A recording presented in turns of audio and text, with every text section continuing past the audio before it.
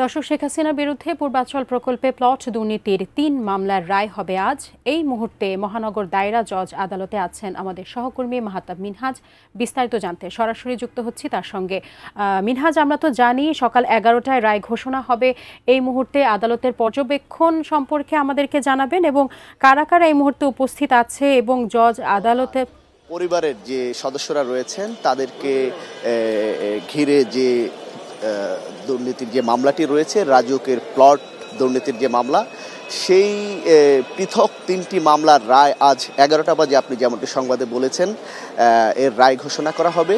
তো সেটিকে ঘিরে এই মুহূর্তে মহানগর দায়রা জজ আদালতে আসলে বাড়তি নিরাপত্তার ব্যবস্থা করা হয়েছে। আমরা বিজিবি মোতায়েন দেখেছি এখানে, এবং আপনি যেমনটি প্রশ্ন করেছেন যে আসলে এই মুহূর্তে কাকে কাকে আসলে আনা হয়েছে, এই মুহূর্তে এই আদালতের একমাত্র গ্রেপ্তারকৃত যে আসামি খোরশেদ আলম, রাজুকের সদস্য, তিনি তাকে আদালতে আনা হয়েছে এবং যারা দুদকের আইনজীবী রয়েছেন তারা এসেছেন। কিছুক্ষণের মধ্যেই বিচারক আসবেন।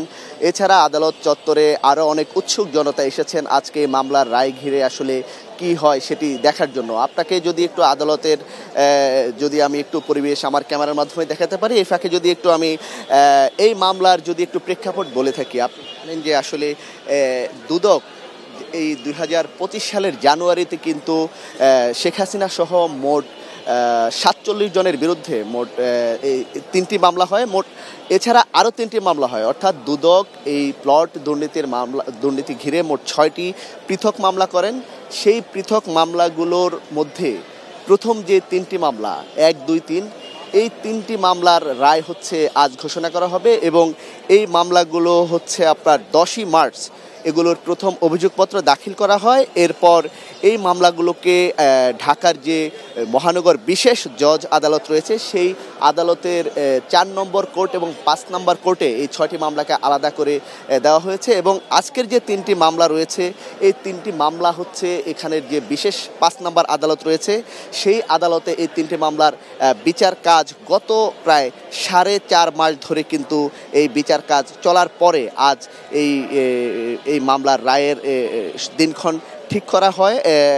আপনি জানেন যে হচ্ছে 23 নভেম্বর এই মামলার সর্বশেষ যে রাষ্ট্রপক্ষ এবং আসামি পক্ষের যুক্তি উপস্থাপন রায় শেষে কিন্তু আজকে এই মামলার রায়ের দিনটি ঘোষণা করা হয়। আপনি জানেন যে আসলে 3টি মামলার একসঙ্গে যে রায় ঘোষণা, এটির কারণ হচ্ছে এই 3টি মামলার বিষয়, অপরাধের ধরন, আসামি সবই এক ধরনের হয়। এই একই আইনজীবীর মাধ্যমে কিন্তু এই মামলাটির রায় ঘোষণা করা হবে এবং এই মামলা যখন বিচার কাজ পরিচালনা করা হয় তখন দুদকের যে আইনজীবী রয়েছেন মইনুল হাসান, তিনি যেমনটি বলেছেন যে এই মামলায় যেই ধারায় আসামিদের বিরুদ্ধে বিচার কাজ হয়েছে তাদের বিরুদ্ধে তিনি সর্বোচ্চ যাবজ্জীবন শাস্তি আশা করেছেন এবং এই মামলার একমাত্র আসামি যিনি গ্রেফতারকৃত রয়েছেন তার যে আইনজীবী, তার নিযুক্ত আইনজীবী শাহিনুর রহমান, তিনিও আসলে যুক্তিতর্কের পর যেমনটি বলেছেন যে তিনিও তার যে মক্কেল তার খালাস দাবি করেছেন।